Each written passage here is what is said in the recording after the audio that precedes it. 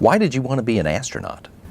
Well, I always loved flying. I loved flying in airplanes, and so that was kind of natural to me, and I was always interested in the space program. And so it was one of those things where at first I wanted to get involved in the space program, and I became a flight controller down here at the Johnson Space Center. And I became very interested in the space program. I enjoyed working on it. And then as I transitioned in the Air Force to a flying career as a backseater, as a flight test engineer, I started getting some of the flight experience that I liked. And now I had some space experience and some flying experience. And now I could possibly take seriously the chance of becoming an astronaut. And so I said, well, I'd really better, pursue this like I've always wanted to, because I have a chance now, and I wouldn't feel comfortable with just kind of letting it slip by. And so as I got more experience in the Air Force and the flight test field, and I decided to apply. I applied once to the program and didn't get accepted. I figured, well, if this goal is worth having, it's worth trying hard for. And so I applied again a couple years later, and that time I got in. Before that, what made you interested in flying and in the space program? Well, my father was a B-17 pilot during the World War II era, so he was a pilot, and he loved flying, and so he used to take us to air shows. And I think there's something about flying that sometimes runs in the blood, and so that's something that's passed on from my dad to me. And like I say, I really loved flying, and so I was always interested in aviation. Tell me about the background. Let's start with your hometown. Tell me Sure. about your hometown and what it was like growing up there. Sure. I grew up in San Carlos, California. It's a town of about 30,000 people south of San Francisco. It's a great place to grow up. Pretty normal middle America, playing sports, Little League, football, and I had a great support structure, a wonderful mother and father that really took good care of me and made sure I was going down the right paths for school and everything, and really stressing that. And I had great teachers from grade school, middle school, high school, and then on into college. And like I say, the people there were very supportive and a very good community, and it was a great place to grow up.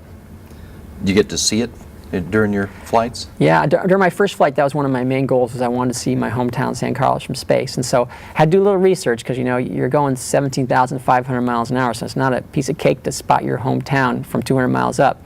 So I looked at some pictures from space of the San Carlos area, and the peninsula of near San Francisco Peninsula looks kind of like a thumb, and so I knew if I could find that really easy. So the first thing you see is the coast of California, see the thumb where San Francisco is, and as you get closer, you look for, you need binoculars to do this, or a telephoto lens.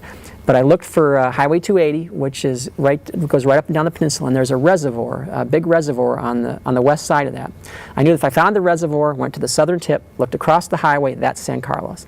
And so I got my binoculars out, and we were coming up on the coast of California one time on STS-135, my first flight, and sure enough, I could see the reservoir, and I could see the 280 area, and I could basically navigate my way to San Carlos, and I could see places where I could recognize the San Carlos airport, and I could even follow the streets up to the area where I grew up. And it was just a fantastic thing to be able to see your hometown from space. To think, when I was a little kid, I used to look up and watch the airplanes fly over in my backyard, and here I was flying over at Mach 25 and looking down at my hometown. Way higher than those airplanes Yeah.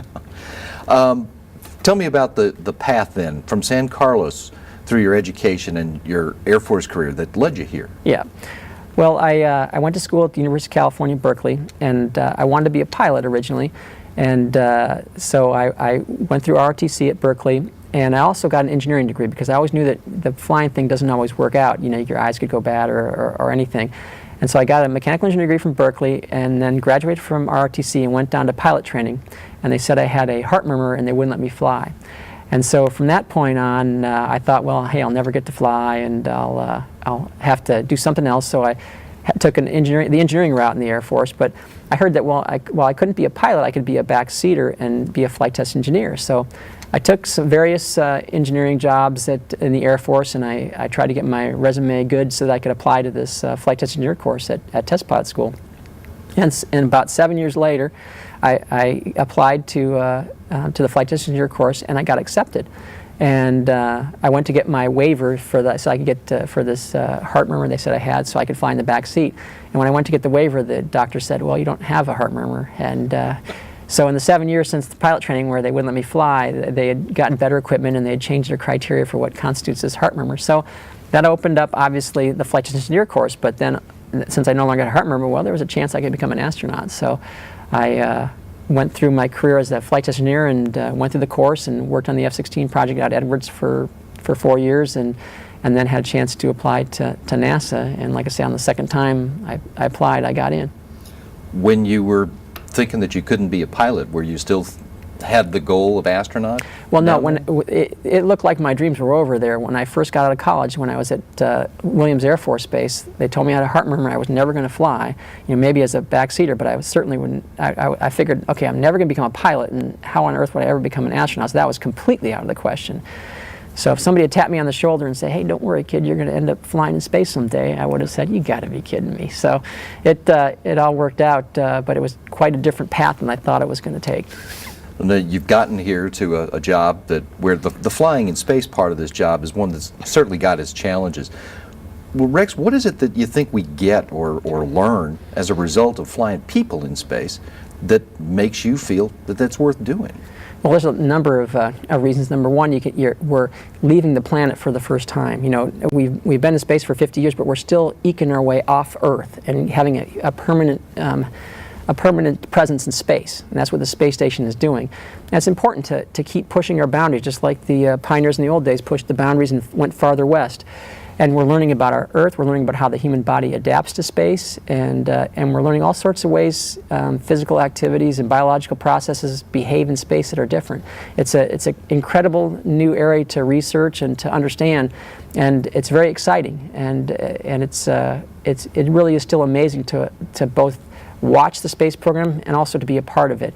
And so it's, despite its challenges, it's definitely rewarding, and I consider myself very fortunate to be a part of it in whatever aspect. And once my flying career is done, I still want to be a part of it because I just love being part of the space program.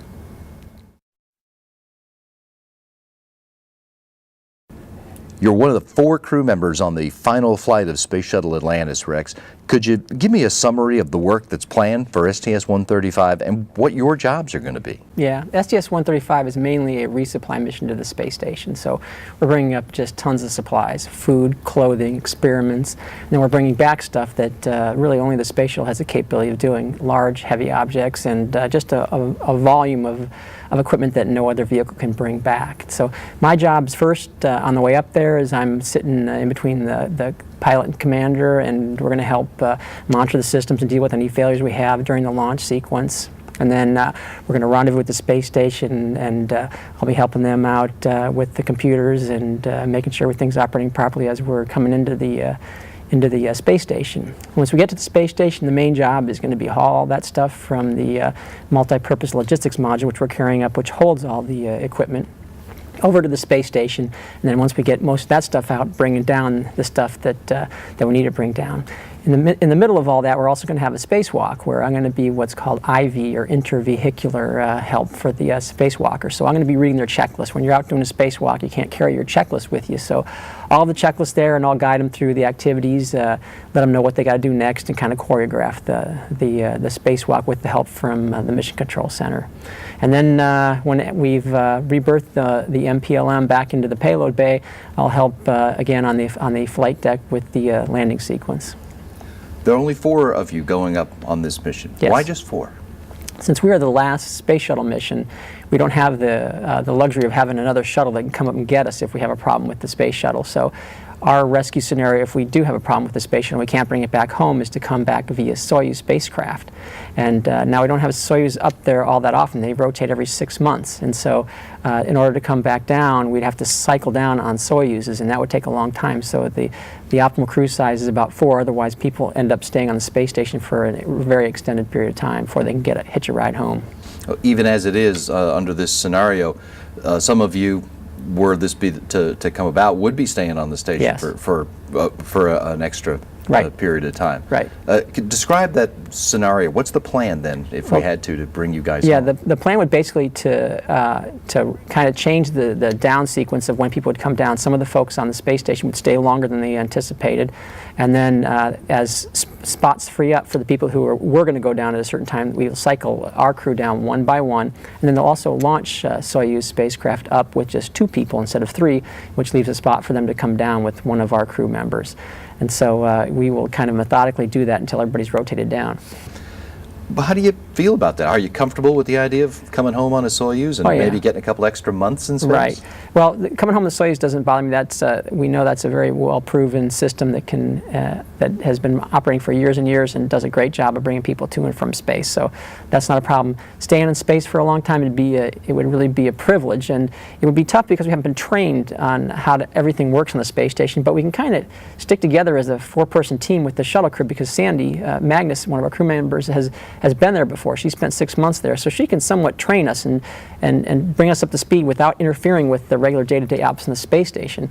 And we can learn the types of things we can do. And then we all have our own capabilities that we come up with, like Doug knows robotics and stuff. Sandy knows the life in the space station. I have a lot of time with in the EVA area, so we can all kind of help concentrate on those areas and then expand what we know so we can help out on the space station from a day-to-day basis. Now, you've been to the space station before. In fact, all four of you have been there at least Yes. once before, and Yep. as you say, Sandy has been there for an extended period of time. Has that experience helped you guys as you've been training for this flight? Yeah, it does help. The things we're doing are not all that out of the ordinary. It's a great mission. It's going to be exciting. But the individual tasks most people have done before over the period of the space shuttle program. So that's not the real challenge. The real challenge is doing it with just 4 people. So we'll have a lot to do, and we'll each get a chance to do something we haven't done before. So we'll take our base areas of expertise. We'll work on those that we've done before. Like for me being a mission specialist too, I've done that before, which is helpful. There's still always a lot to learn, but I can do that. And working with the EVA crew, that'll be feel real like home for me, which is great. And then I'll expand to do stuff like work on the computers and other stuff I haven't done before, which will be more of a challenge. But other people have done it before, so I'll learn from them, and we'll get everything done. It's been a while since you've been up to the station. Yes. What are you looking forward to seeing when you get back there? Well, I think probably what everybody wants to see is the cupola, the big windowed module where you can stick your head out there and see, 360 degrees around you. It's about the closest you can come to doing a spacewalk without putting the spacesuit on. So I'm really looking forward to seeing that. I also haven't seen the Japanese module before, so I'll be interested in going in there and seeing how that looks, and it'll be a really neat experience to see the space station basically in its final configuration. So it'll be quite a treat to see all that. Yeah, there's a lot more of it than there was the last time. Yes, you there is, were there. and it's amazing to me how big it gets each time I go there. When I was there in 2002 on STS-110, it seemed big at the time, but compared to 122, and we've added Node 2 and the Columbus module, the European laboratory module, it was much bigger, and now it's going to seem just enormous. So it's every time you start the rendezvous to the space station, it just blows your mind just how big this thing is and what an incredible vehicle we put together up in space. As you said, the biggest priority for this flight is delivering frankly, a shuttle full of Yep. supplies to Yep. the International Space Station. Tell me about the kind of cargo that you and your crewmates are bringing to orbit. Well, the main thing we're going to bring is, like we said, supplies. So that is everything from lots of food to clothing, and then we're also going to help them resupply their science. They've got a lot of scientific equipment they need up there, and then just even the space station components, such as global positioning system antennas, rate gyro assemblies, just the various things we need to keep the space station running and keep it livable too. There is a spacewalk on this flight on flight day 5. Yes. But unlike previous shuttle flights, there are station crew members who are going to be the ones going outside to You do the bet. work. What's the reason for that assignment? Well, we're one big team with the space shuttle and the space station crew members, and we have to figure out what's the best way to use your resources. And since we are a little bit short-handed on this flight with just 4 people, we figured it was best to let the station crew members do the spacewalk, and we're going to be helping them out, so we're all going to be busy that day.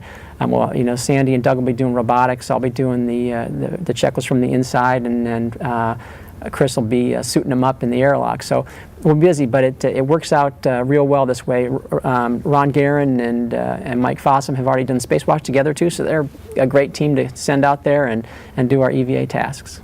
All right, well, tell us about what they're going to do this time. What's on that checklist that you're going to be Sure. helping them with? Well, the first thing we're going to do is bring back the pump module that failed on the space station. Last summer we had a pump module that failed, and it was a big deal. You had to get that thing replaced and quickly to restore the cooling to the electronics inside the space station.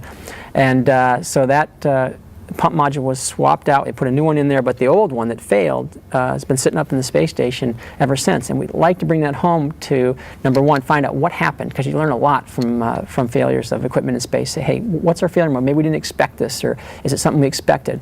And then potentially we could refurbish it and launch it again later on for another spare if we needed to. The second thing is that we're going to take from the space station and put it in the payload bay of the shuttle. Once we get in the payload bay of the shuttle, Ron and Mike are going to take what's called the robotics refueling module and take this payload and put it onto the space station. And the robotics refueling module, or RRM, is a kind of a test bed of sorts that is going to be used to see how we can remotely service satellites in space. What it's got is it's got a bunch of places where this space station's special purpose dexterous manipulator, or SPDM, can grab onto it, take off caps, try different things that normally we'd have a human spacewalker do, and see if it can be done remotely. For instance, pulling up flaps, cutting MLI or either insulation, and taking caps off, or even potentially moving fuel from one vehicle to another. So there's ways to test that with the RRM that we're really excited about. It should tell us a lot about how hard it is to remotely service a satellite in space. Find out just how dexterous it is. Exactly. And so it really is the chance to show how well the SPDM can function in space. So it'll be a challenge from the payload standpoint, but also from the robotic standpoint for how we go about doing these tasks. And I'm sure we're going to learn a ton, because there's a lot of neat tools that this spacecraft has that we can test out on the space station to figure out, hey, are there better ways of doing this? Are there better ways of making satellites so that we can refuel them or service them easier in space? And are there better ways robotically to handle situations like this? Now, to be clear, you're delivering this, but all the work that we've talking about, this test, is not going to occur during your mission. No, the RRM we will put on the space station where the SPDM, or the robotic arm, can get to it and take care of all these tasks later on when we have more time. We have a very, very compressed timeline. We're trying to do so much in this time with, like I said, with the shorthanded crew, that a lot of the stuff we're going to get set up so people can take care of it later and work when they have more time. And you've got arm operations that are going to assist in both of these tasks, right? Yes. What else is on the timeline besides those two things? And those are the main tasks for the spacewalk. Now, after we'll have some extra time to do what we call get-ahead tasks, and those are still a little bit in flux. With those kind of change depending on what the highest priority is at the time. So we have a number of tasks that we've trained for, and Ron and Mike have trained for. And when we get closer to flight, we'll decide, okay, these are the highest priorities. These are the ones we're going to want you to do. No, why waste time practicing for it now when we can use you for what's needed then? That's right. That's right. Now, most of the time that you're going to be up there, outside of this spacewalk, all of the crew members are going to be involved in moving over the materials being delivered and bringing stuff back. It's sort of like packing up one house and packing up two houses and moving them across out the same door. Give us a sense of what's involved here, not just in terms of moving items, but knowing where they are and where they're supposed to go, and knowing what goes when. Right. It's quite a puzzle game, and the very first most important rule is do what Sandy says, because Sandy's lived up there and she's our load master, so she knows where things go and also how is the best way to rearrange stuff. And so I'll be her assistant, and so we'll figure out ways to make that shell game happen, because before you bring stuff back, obviously you got to make a hole for it. And can you bring all the stuff out of the multi-purpose logistics module before you start bringing stuff back in, or do you bring them back part at a time? So it's kind of one of those puzzle games where we will start bringing stuff in before we've offloaded everything. So it can get confusing. So we have some really talented transfer people on the ground to help us keep it straight, and then we have transfer books to make sure we know what goes where, and then we just do the shell game and try to take care of it all. And invariably there'll be a piece or two that go, okay, did somebody move this? And if we didn't sign for it and say where we moved it to, it can be a problem. So we have to be very dedicated about annotating where things went, who put them where, and all that kind of thing. I'm wondering whether or not it's, excuse me, all plotted out down to the finest detail, or are you going to have to ad-lib? We're going to have to ad-lib somewhat, because we'll go grab stuff that's on the space station that we need to put in our return canister, basically, and we'll put it in what we call a bungee jail. It's a bunch of bungees that go across, and we can push them in there and the end there, and they'll kind of float around in there, but they won't go anywhere. So we'll be cramming a bunch of stuff in the bungee jail and taking a bunch of stuff out and take it over to the station. we'll make sure we annotate when stuff goes across. But some of the stuff in the bungee jail, you don't know exactly where it is, and you just got to kind of fish it out of there and then put it in its final stow location. So some of it will be inaudible. We'll look and we'll know, hey, this is not working. We've got to get to this before we get to that, or this doesn't fit exactly like we thought it was gonna. And so there will be a lot of audibling going on. Yeah, delivering is easy, except that you've got to clear space for the stuff to go into. Right. It's that's why you've got several days to do it all, right? Yes. Yes. Yep. When the joint timeline work at the station is all over, the four of you, the shuttle crew members, are going to mark a milestone with the last undocking of a space shuttle from the International Space Station. Is there anything special on the plan for the undocking operation itself as Atlantis wraps up the shuttle's mission at the station? Well, I think we'll kind of in some way commemorate that activity and just note that this is the last time we're leaving on the space shuttle. And that's one of those busy days, so we got a lot of work to do, and we'll make sure we're being very careful about everything we have to do. But I think after we start backing away and get a little farther away where we can let down our guard just a little bit, we'll look back at the space station and just think back on what an amazing thing it is that the space shuttle has done, because without the space shuttle, the space station would not look anything like it does, because the space shuttle is the heavy lifter that got those big pieces up there. And so I think that's when we'll kind of look back on and say, wow, you know, it's pretty amazing what's been built up here by a group of 17 different nations all working together, and it's neat that we could be a part of it from the U.S. standpoint to fly and work on the shuttle to make our part happen.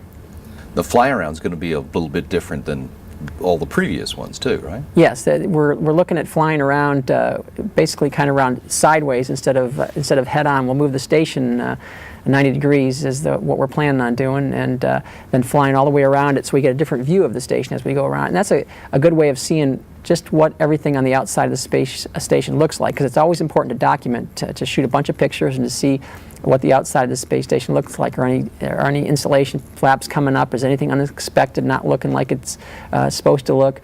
And so it's kind of hard to do that when you fly the same way around the space station each time. So this time, if with the space station rotated 90 degrees and we fly around it, we have a good view of all sides of the space station. What do you think you're going to be keeping your eyes peeled for as you do that last fly around and final separation? I think big picture, just looking at the space station, say, you know, just kind of taking a step back if I've got a few seconds there, because sometimes when you're so close to these programs, you're so concentrated on your procedures that you don't see the enormity of what you're doing. I heard some of the Apollo guys on one of the specials that was run about that, how they wish they stepped back a little more and appreciated the big picture of, hey, we're sending people to the moon. And so hopefully you'll have a chance for a few seconds to look back on the space station and say, look at what we're building together. We're building the space station, and just really appreciate it just for a few seconds and then get back to work.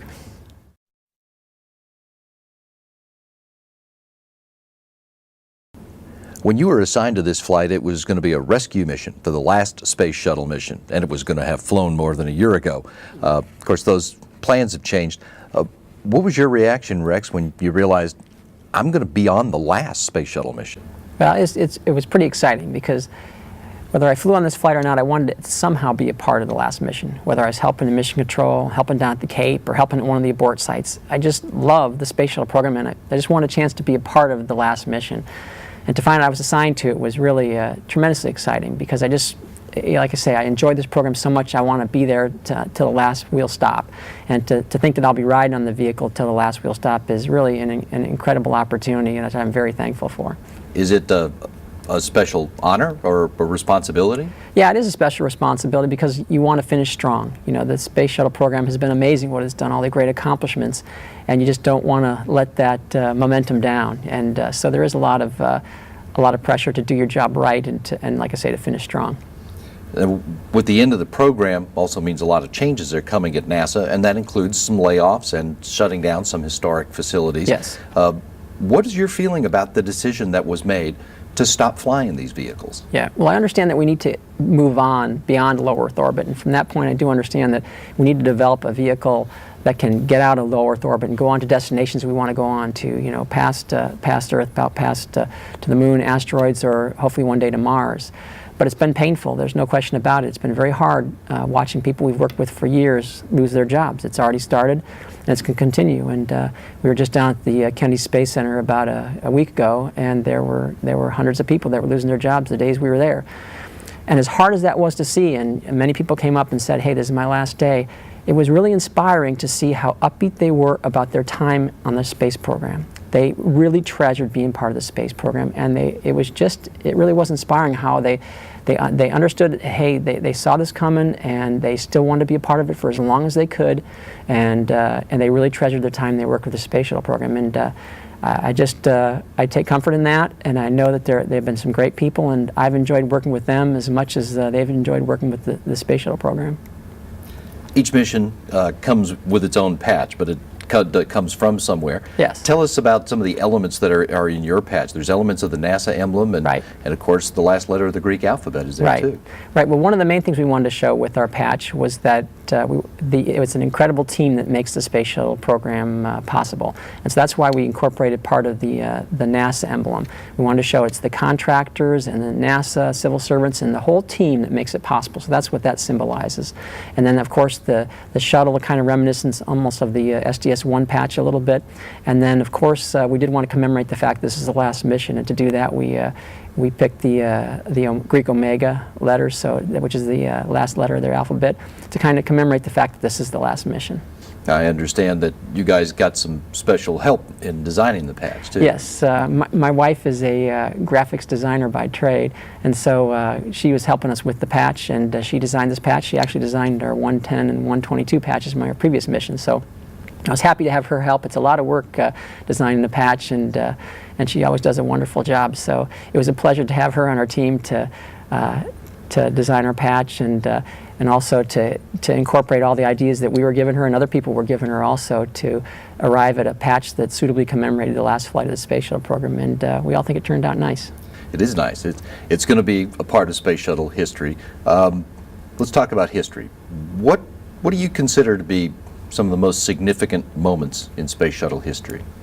Well, number one would have to be STS-1. I mean, you just can't get around the fact that was an incredible accomplishment to put two people on a space shuttle that's never flown unmanned, never been tested completely unmanned, and to get them on there and get them home safely was absolutely amazing. And it still boggles my mind that those guys could hear all the stories of how this is all supposed to work. Okay, these white rockets are going to burn for 2 minutes, then they're going to come off, and then the engines are going to burn for another 6.5 minutes, and then the tank's going to come off, and wham, you're in space. And so I go, okay, suit us up, let's go. You know, so it's amazing what the first few crews went through to before this thing had been wrung out really well, and before we learned the tremendous lessons that we've learned over the years. They got on board and flew. So that was the first part that just sticks out in my mind, is STS-1 and the initial flights. And then the ability to launch interplanetary probes, you know, to the planets, launch the Hubble Space Telescope, the incredible accomplishments that have come about from the Hubble Space Telescope. Learning more about our universe are just amazing, and that was possible because of the shuttle, getting it up there, and then of course the servicing missions, making sure it was fixed and upgraded over the years. So that was amazing. And then I think the crown jewel of the space shuttle program is just the heavy lift capability of getting the space station components up there and literally building our portion of the space station.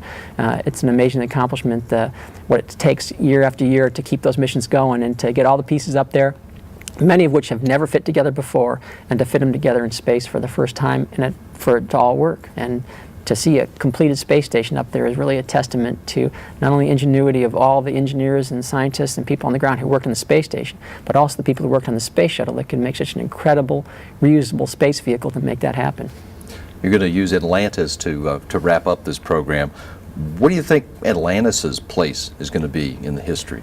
Well, I think it's got a great storied past in the part of the space shuttle program. You know, first launching some, like I say, interplanetary probes, Magellan and Galileo, and then doing Hubble repair missions and working on that, and then launching some of the heavy parts of the space station too. Two of the missions I was on, S0, the first portion of the truss, was a very heavy component of the space station, was launched by Atlantis, because Atlantis has the capability of launching those heavy pieces. And on about the rest of the portions of the space station that Atlantis launched. So it's been an incredible vehicle, and it's done a lot of the heavy lifting for the space station program. If you expand the view beyond just that vehicle, how is the work of the shuttle program going to be remembered?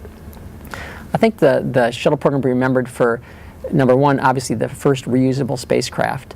The fact that these vehicles have been flown year after year, mission after mission, and you come back and look at them, it's like, it's amazing. This thing, it looks great. And we were just in Atlanta, looking at some pre-flight items last week, and you just look around and you go, this is amazing. This vehicle is 30 years old, and it looks beautiful. And that's a testament to the care that the people at the Kennedy Space Center prepare it, service it, make sure it's ready to fly, and the care that the people here at the Johnson Space Center around the country that operate the space shuttle make sure that it operates well, and we keep within its operating limits, and take care of it and change out things when they need to be changed out and upgrade it when it needs to be upgraded, that it can continue to operate. To have a vehicle that is subjected to the environment that it is in launch and landing for up to 30 years is absolutely amazing. Any thoughts about what kind of space station we'd have right now were it not for the shuttle? It'd be a lot smaller. The space shuttle is the heavy lifter, like we say, so it brings up the big components of the space station.